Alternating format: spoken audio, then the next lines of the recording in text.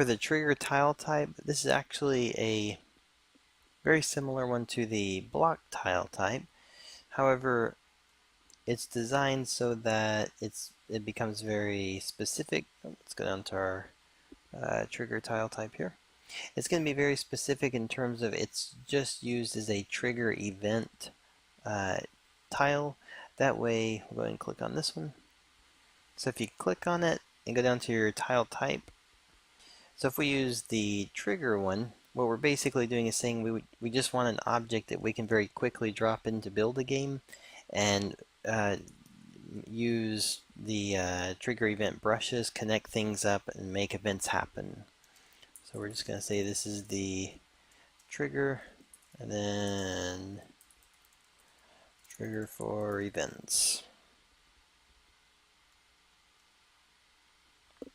For now, we'll keep it visible in game, but you'll probably find yourself wanting to turn it invisible, as it's just simply, it's intended to be something that is connecting events up, not really intended for the user to know that that's what's happening, like visually know where it's happening.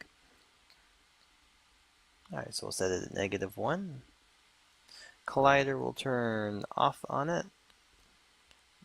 Let's go ahead and go down to our trigger settings. We'll enable this one. This one you really want to be careful on in terms of how often does it happen. Usually a trigger event, you want to make sure, is it something that's supposed to just happen once? If it's once, turn off unlimited, just choose the amount. For our example, we'll leave it as unlimited so that you're able to use it as more of a testing system. The state for the trigger, this is another thing to keep in mind. You may only want an on state or an off state, like an on exit state. By default, we're going to leave it with this enables and this disables. Okay? And that is actually all there is to it.